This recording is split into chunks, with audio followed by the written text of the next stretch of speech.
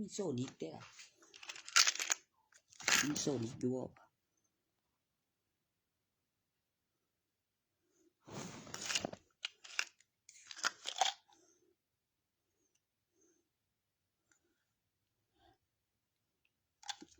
ตัว Attack ตัวฮิต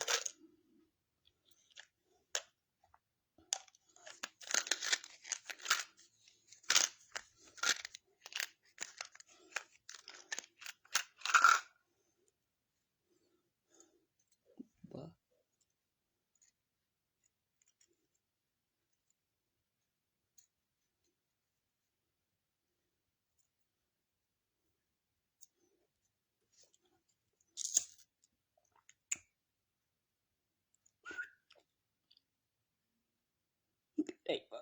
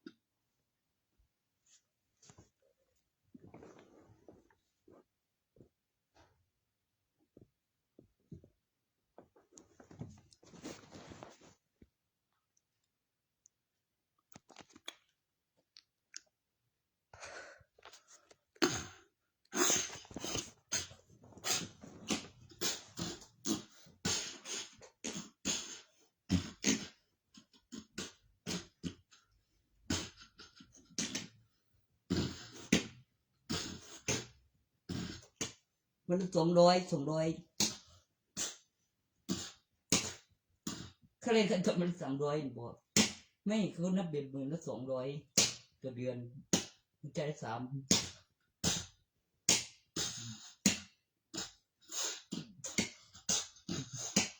บ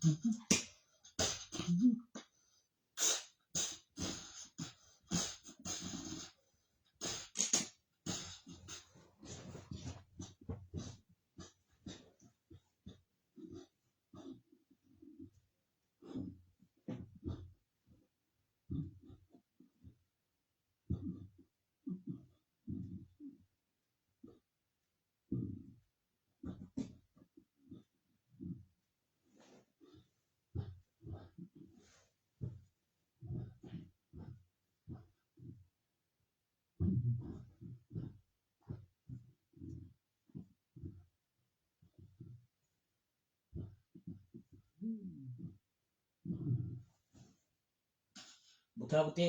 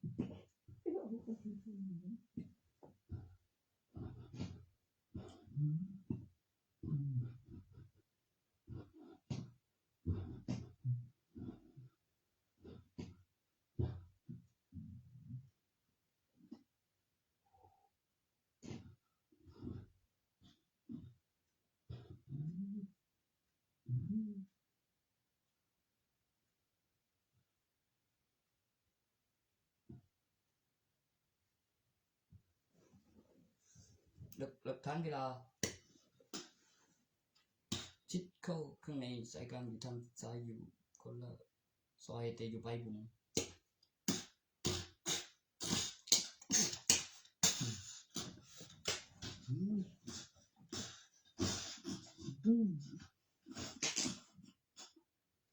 ตัวหลักทรัพย์นั่นบอกทางซ้ายปลายมุมกลางเมืองอยู่ปลายทางบ้านกลางเมืองสิเข้าในสำนักงานสำรวจที่ดินอยู่ใกล้ที่ดินไว้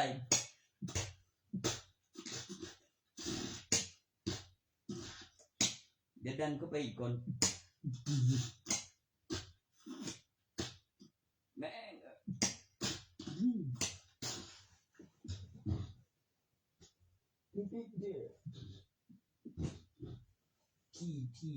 ที่ต้องไปตรวจหลักทรัพย์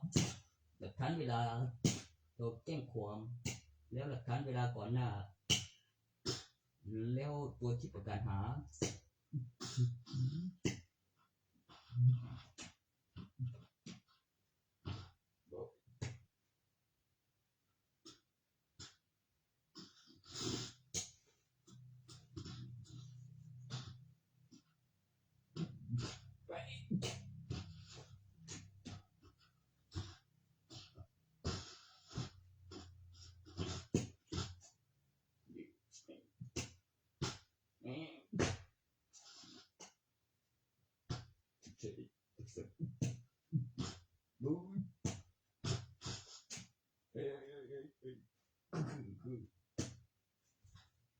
ตัวบ้านตัวเมืองทางปลายมุม อยู่ทางสายกลาง ตัวจากธนาคารหรือไปถึงธนาคารบ่ก็เขาเรียกหลักทรัพย์ทางสายกลาง อะไรกันแล้วอย่างแบบนั้นหลักทรัพย์ทางสายกลางถึง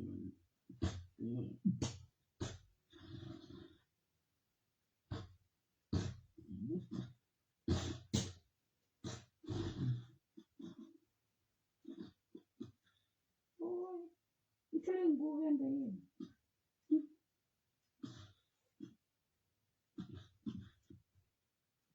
อุปกรณ์ GPS กล้องจร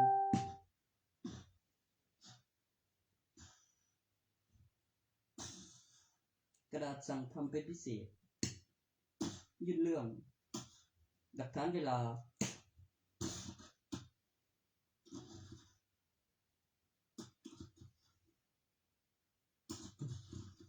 แม่งจี้ไม่จี้ไงวะนี่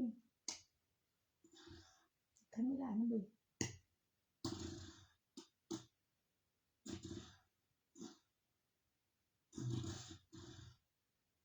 เดี๋ยวประกอบดาวเทียมก่อน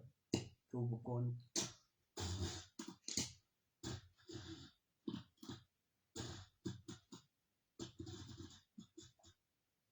เครื่องหมายรูปแบบไปถึงก่อนประกอบต่อภายใต้สัญญา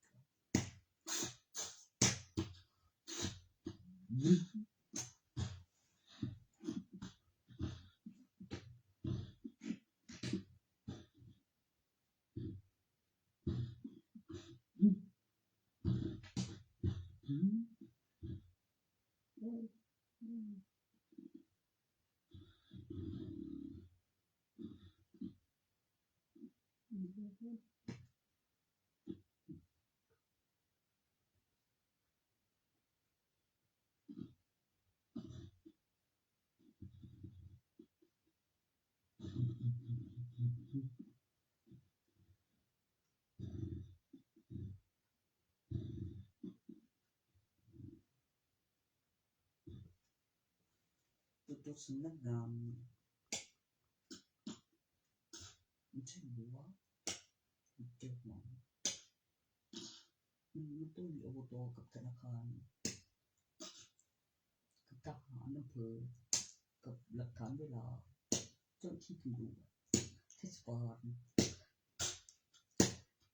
ดาวเทียม GPS อุปกรณ์วันที่เวลากล้องจรเวลาในกล้องจรที่ตรงกันหลักฐานเวลา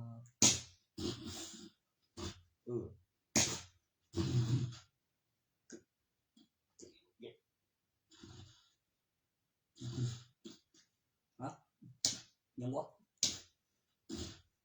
มันก็อยู่ทางสายกลางทางสายวี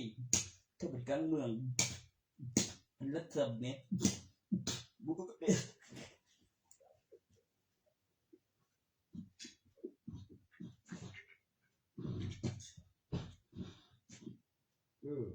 how are you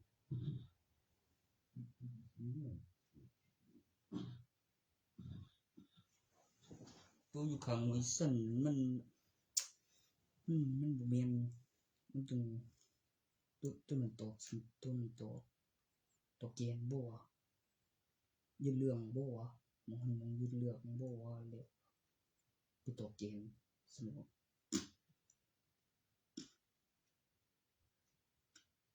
กับแบบเอิ้นอบต.ไปตั้งชื่อถนน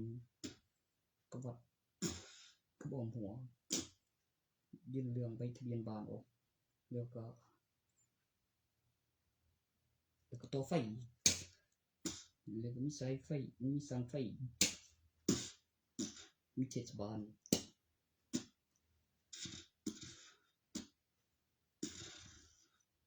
แล้วก็ไปถ่ายรูปมาตั้งราคาไว้จริงๆสิบ่ลืม ไปสุดอีกกว่าหน้า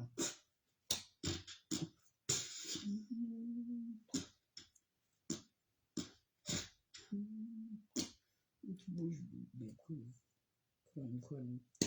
เด็กจะเป็นผิดบ้างเหรอเดี๋ยวมินซี่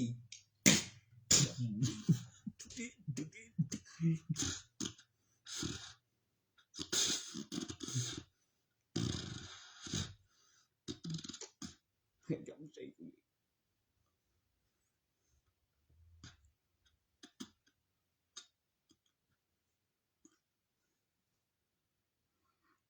จุดใจกลางทั้งกันวิญญาณจะไปออกแล้วก็แบบดีบุกไกไป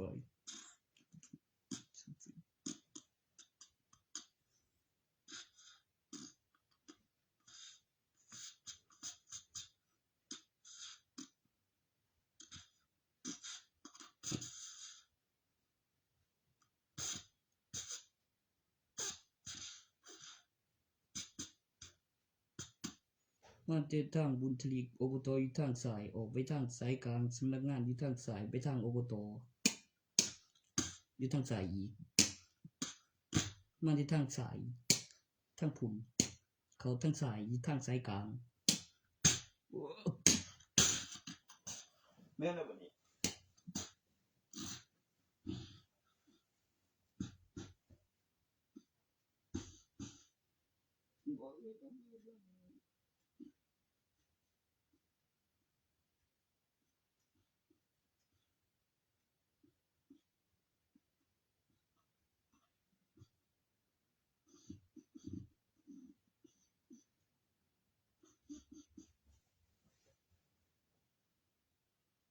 อะไรฮะอะไรวะขึ้นไปทางซ้ายอยู่ทางสระเดียวลงมาถึงทางซ้ายมันก็ไกลเมียนมามันไกลมันไกลธนาคารบ่วะบ่ทันฮอดธนาคารเนาะเดี๋ยวบ่ฮอดธนาคารเดี๋ยว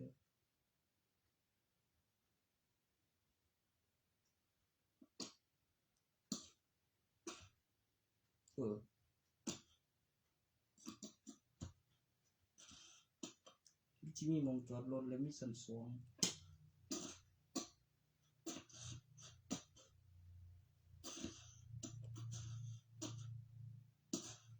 เลี้ยว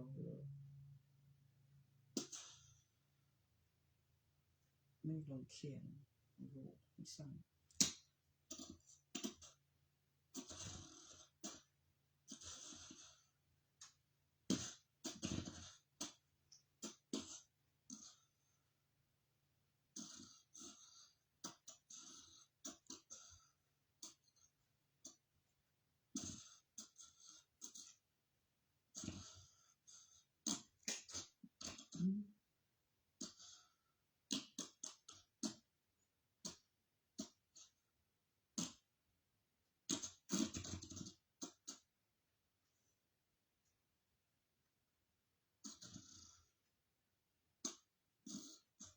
ต้องเรียกใบ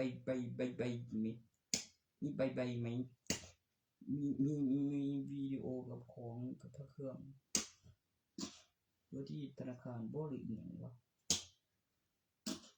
ตัวนี้ตรงแรกเขาเรียกหลักทรัพย์ทางบ้านกลางเมืองทางสายกลางมันจะอยู่หมู่ไรวะตรงนั้น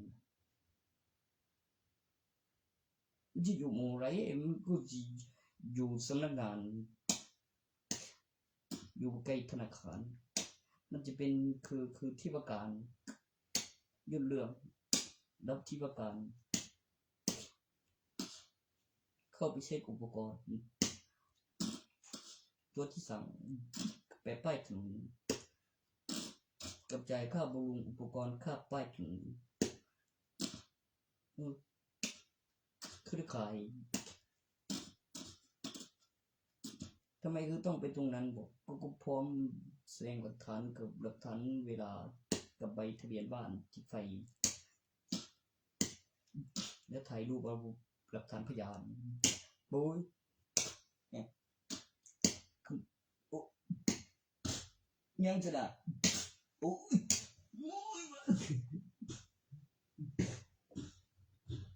แล้วอยู่บ่ไกลสถานีตำรวจ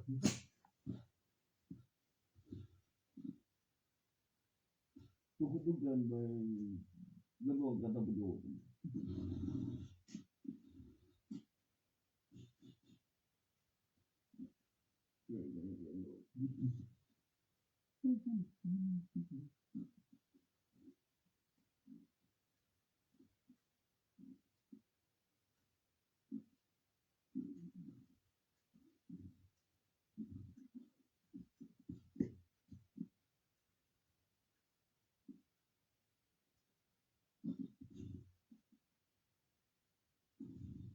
ไม่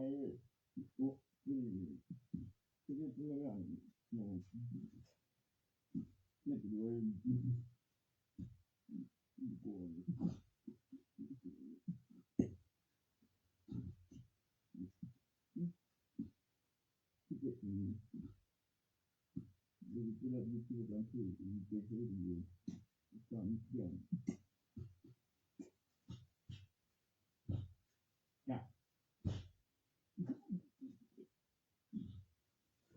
ยังบ่มันตัวใบประมูลนะบ่ก็ยังว่าตั้งราคาไว้โอ้ย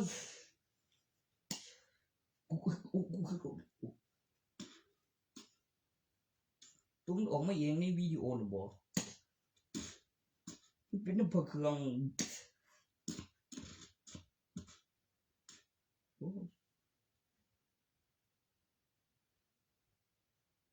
ตัวจะมีพะเครื่องมันมีบัญชีมันมีขังมันมีบัญชี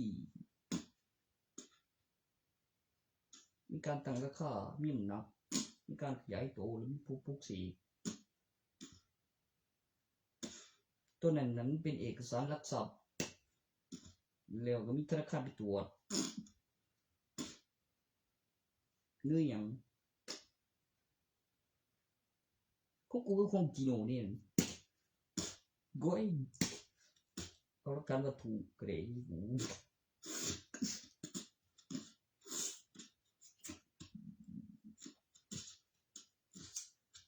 แม่งบอกแล้วกันว่าถูก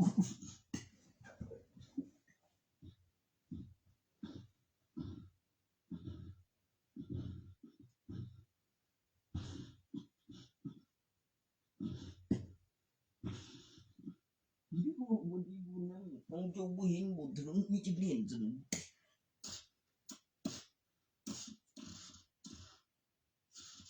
bằng sự là còn chỉ đặt giới kháng khẩn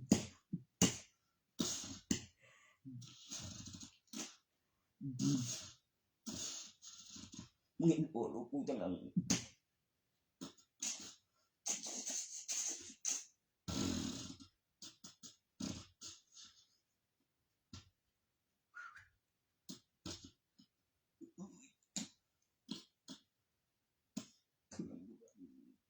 biết gì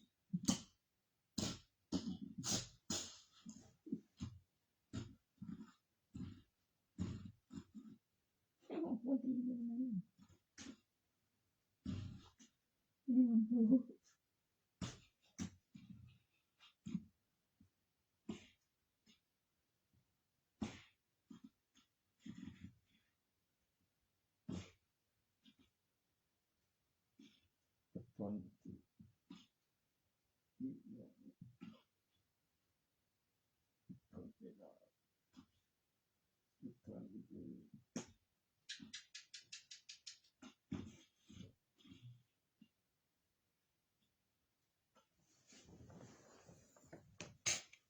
คือผู้ที่อยู่ทั้งใดนี่คือจังไกลเหลียวของหันนั่นอยู่ไกลกันปานใดอยู่บ่ไกลกันปานใดยังวะ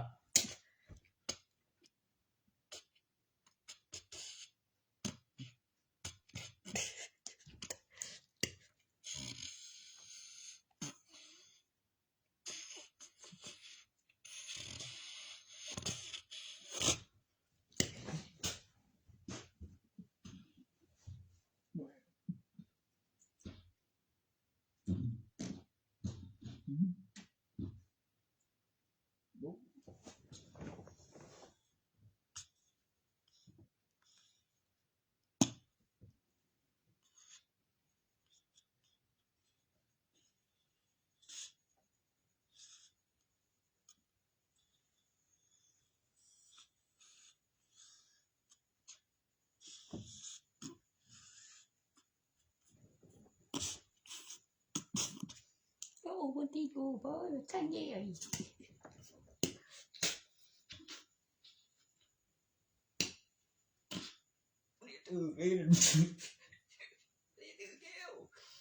นนี้นะ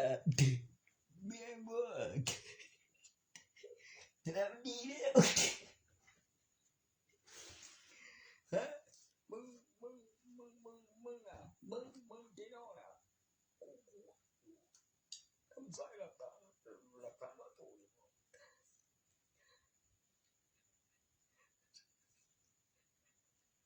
ครับถูกบอกแล้วเนาะตอนนั้นมันได้ผิดกันอยู่บ่วะ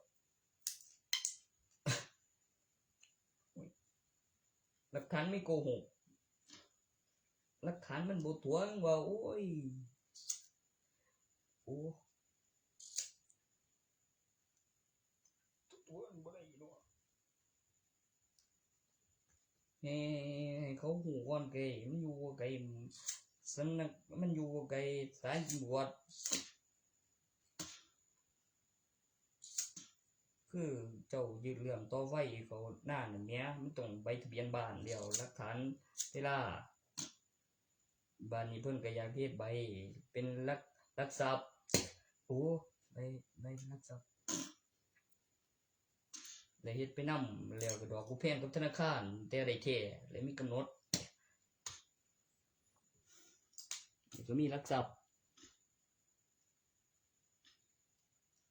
เอาหั่นล่ะ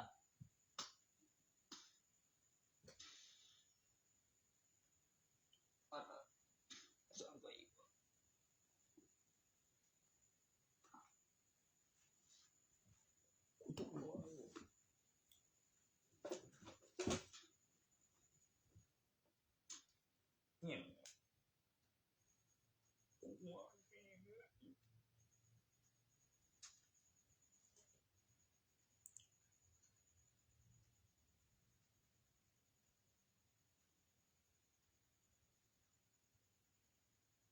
ไปนะพอบอกให้มันเด้อคือบ่มีดอกกูอยู่เมือง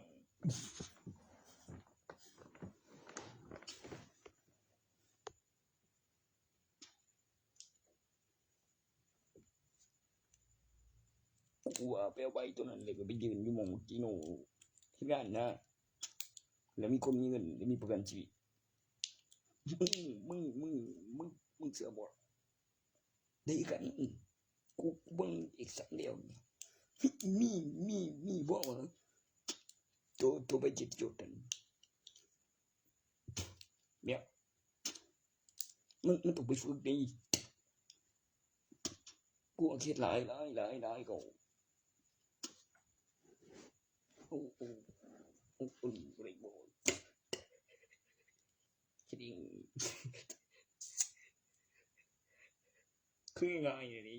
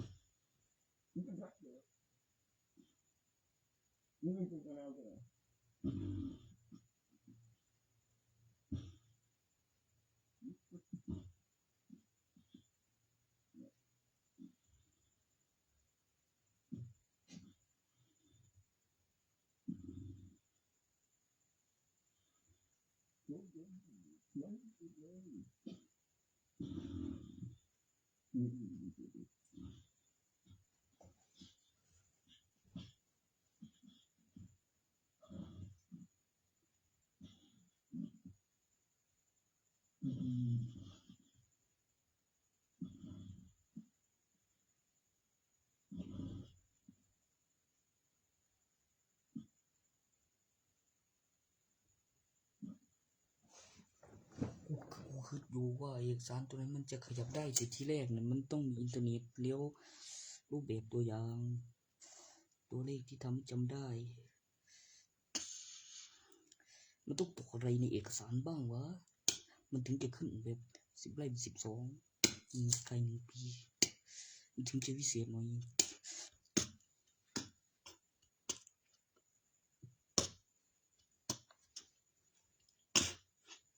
มันต้องออกข้าง5สิวะวะรูปแบบตัวอย่าง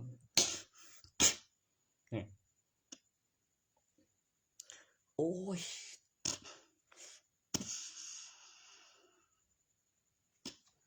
เดี๋ยวกูนั่งขึ้นก่อนนะเรื่องกูไร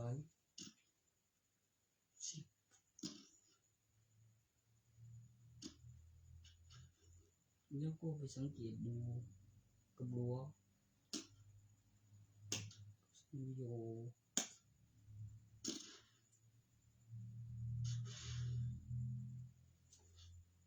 ไม่ได้เรียนอยู่ของได้กูก่อน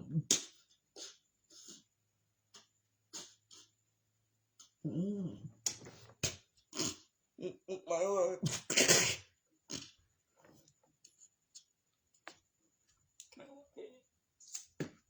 แม่งบ่บ่กูเบี้ยวดาตัวละตัวใดตัวก็รีขึ้นได้จะปี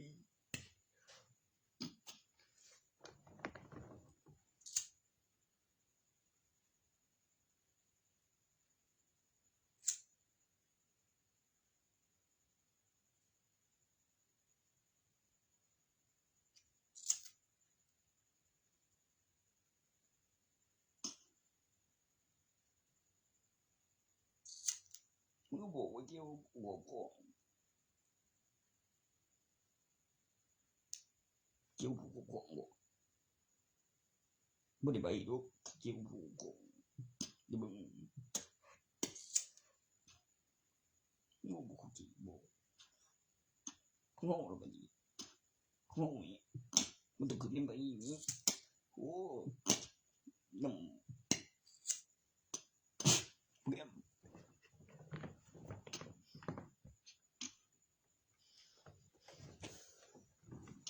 ตัวนั้นก็บ่เปลี่ยนหรอกตัวดาสกุลมันคือตั้ง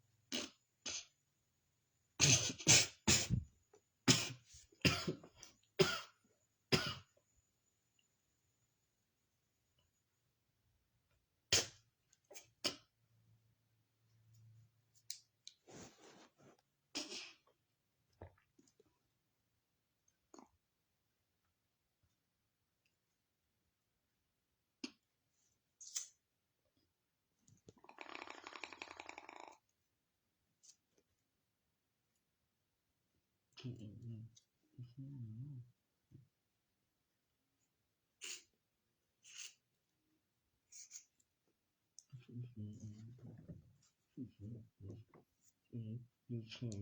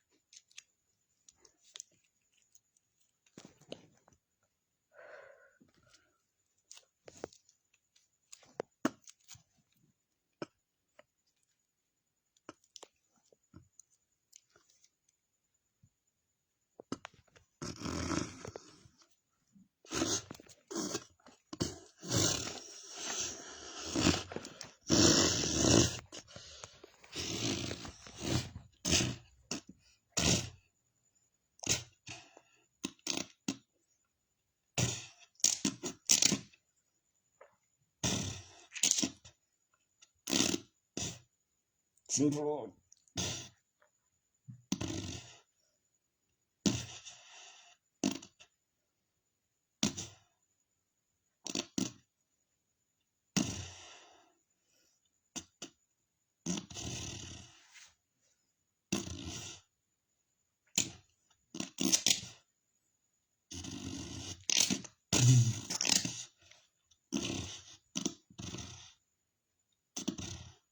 มันบอกว่าอย่างจริงก็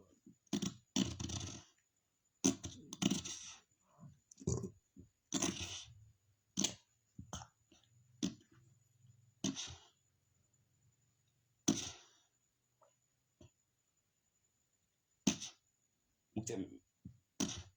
โอ้มึงไงนะมึงที่กูจริงกูก็เลยลูกกูเด่น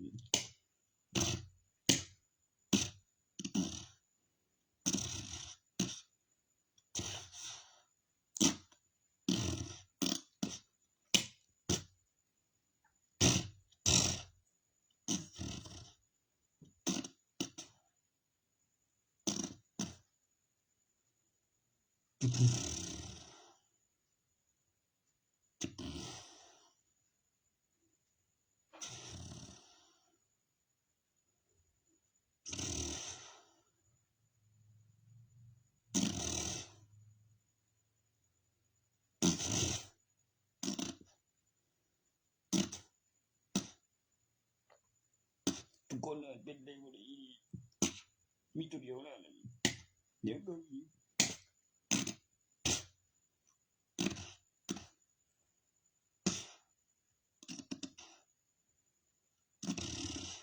โอ้ยคิดว่า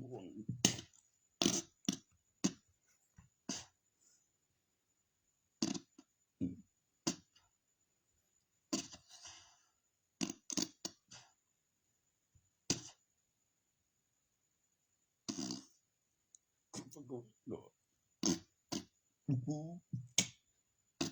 บอกพี่โจบนเอง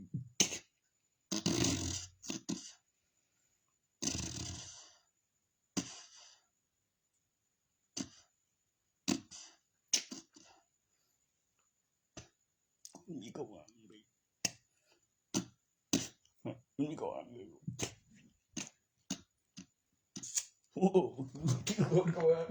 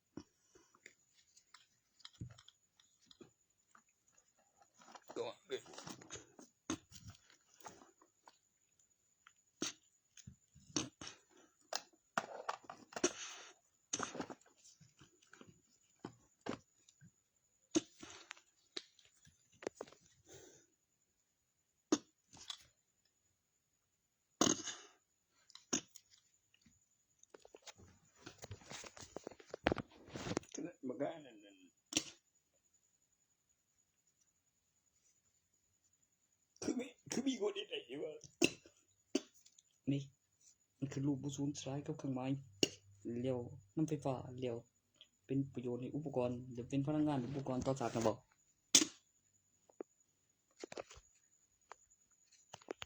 ก็เป็นแนวกูมีเครื่องหมายนี่แบบ037 HD 2012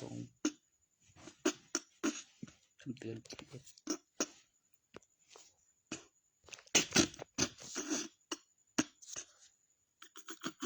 ต้องซื้อมันดีเพิ่น